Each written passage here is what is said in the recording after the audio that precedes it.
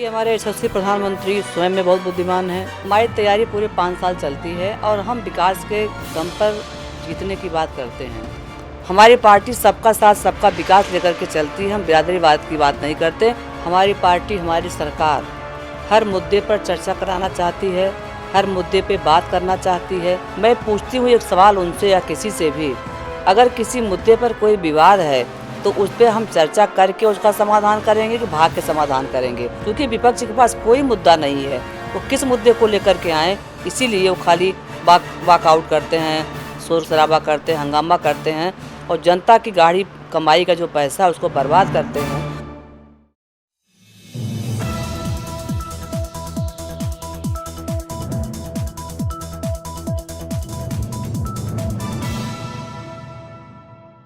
नमस्कार, एनबीसी हिंदी पर आप सभी का स्वागत है। मैं हूं आपके साथ मयंक तिवारी। उत्तर प्रदेश चुनाव, प्रधानमंत्री नरेंद्र मोदी का अमेरिका दौरा समेत तमाम कई मुद्दों पर बातचीत करने के लिए हमारे साथ राज्यसभा सांसद सीमा द्विवेदी जी हैं। मैम, आपका बहुत बहुत स्वागत है एनबीसी हिंदी पर। सबसे पहला सवाल ये है कि उत्तर प्रदेश चुनाव में भारतीय जनता पार्टी किस तरह की तैयारियाँ कर रही है? क्या फिर से आपको पूर्ण बहुमत का मिल पाएगा? अगर आपको ऐसा लगता है तो उसके पीछे की वजह क्या है? देखिए, उत्तर प्रदेश में अगर आप तैयारी की बात करें तो हमारी तैयारी पूरे 5 साल चलती है और हम विकास के दम पर जीतने की बात करते हैं। 5 साल तक हमारे उत्तर प्रदेश में हमारे यशस्वी मुख्यमंत्री आदरणीय योगी जी ने जिस ढंग से काम किया है, माननीय प्रधानमंत्री जी की जो लोक कल्याणकारी योजनाएं हैं, उस योजनाओं को उत्तर प्रदेश में बहुत सही ढंग से अमली जामा पहनाने का काम हमारे योगी जी ने किया है। वो उस अपने विकास के बल पर हम बेहिचक पूर्ण बहुमत के साथ अपनी सरकार बनाएंगे, इसमें कोई संशय नहीं है। ब्राह्मणों को साधने की कवायद बड़ी तेजी से चल रही है। अगर आप देखें तो समाजवादी पार्टी में भी और बहुजन समाजवादी पार्टी में भी, समाजवादी पार्टी कहीं ना कहीं परशुराम भगवान को आगे ला रही है और बहुजन समाजवादी पार्टी की अगर बात किया जाए तो ब्राह्मण सम्मेलन और इन तमाम चीज़ों के जरिए ब्राह्मणों को लुभाने की कोशिश कर रही हैं।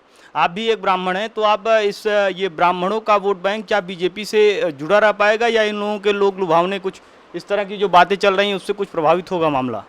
देखिए, सपा बसपा के बाद पास बिरादरीवाद के अलावा कोई मुद्दा नहीं है। वो जिस ब्राह्मण की बात करते हैं, ब्राह्मण बहुत ही राष्ट्रवादी रहा है, ब्राह्मण एक बहुत अच्छा विचारक चिंतक रहा है और ब्राह्मण ये समझता है कि राष्ट्र हित में क्या है।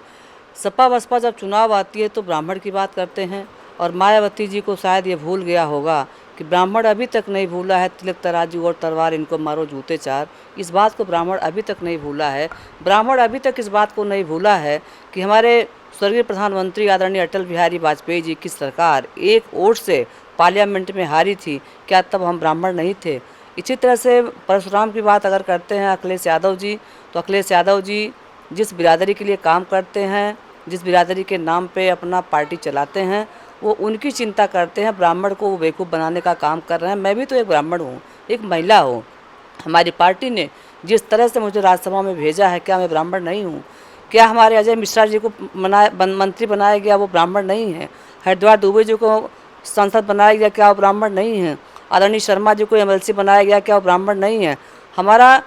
हमारी पार्टी सबका साथ सबका विकास लेकर के चलती है। हम बिरादरीवाद की बात नहीं करते। हम सबका साथ सबका विकास और सबका विश्वास, इसी दम पे हमारी पार्टी चलती है। मैम, मानसून सत्र की अगर बात की जाए तो राज्यसभा की कार्यवाही हो या लोकसभा की कार्यवाही हो, बार बार स्थगित हुई। जो मूलभूत मुद्दे थे पूरी तरह से वो सुलझ नहीं सके। राज्यसभा के जो अध्यक्ष हैं वो भी काफ़ी जो है इससे नाराज़ हुए, वेंकैया नायडू जी। आप इस पूरे मामले को किस तरह से देखती हैं? देखिए, राज्यसभा के मैं भी मेंबर हूँ।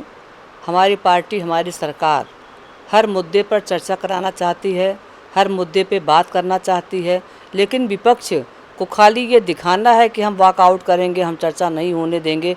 मैं पूछती हूँ एक सवाल उनसे या किसी से भी, अगर किसी मुद्दे पर कोई विवाद है तो उस पर हम चर्चा करके उसका समाधान करेंगे कि भाग के समाधान करेंगे? वो भागते हैं, हम भागते नहीं। हमारी सरकार कहती है आइए सदन में जो चर्चा आपको करना हो आप चर्चा करिए, क्योंकि विपक्ष के पास कोई मुद्दा नहीं है।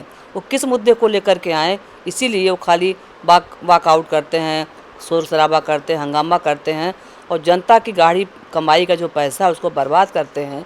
पार्लियामेंट को 1 घंटे में चलने में कितना पैसा लगता है, पूरी दुनिया देखती है।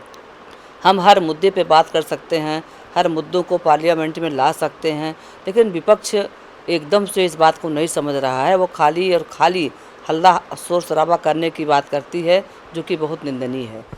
प्रधानमंत्री नरेंद्र मोदी के अमेरिका दौरे को आप किस तरह से देखती हैं? अफगानिस्तान पर तालिबान ने पूरी तरह से कब्जा कर लिया। आतंक के मुद्दे पर और व्यापार के मुद्दे पर अमेरिका समेत कई देशों से चर्चा होगी। इस पूरे प्रधानमंत्री के दौरे को आप किस तरह से देखती हैं? देखिए, हमारे यशस्वी प्रधानमंत्री स्वयं में बहुत बुद्धिमान हैं। हमारे प्रधानमंत्री जी स्वयं में अपराध और अपराधी को बर्दाश्त नहीं करते। उनका अमेरिका का दौरा निश्चित मायने में कुछ अच्छा ही लेकर के होगा और कुछ अच्छी चीज़ लेकर के आएंगे और अच्छी चीज़ दे कर के आएंगे। उनका यह दौरा अच्छा होगा, उनके दौरे से भारत को मजबूती मिलेगी, ऐसा मेरा अपना विश्वास है। तो ये थी हमारे साथ बीजेपी से राज्यसभा सांसद सीमा द्विवेदी जी, जिन्होंने प्रधानमंत्री नरेंद्र मोदी के अमेरिका दौरे और मानसून सत्र, उत्तर प्रदेश चुनाव को लेकर विस्तार से चर्चा की। कैमरामैन राहुल गुप्ता के साथ मयंक तिवारी, दिल्ली।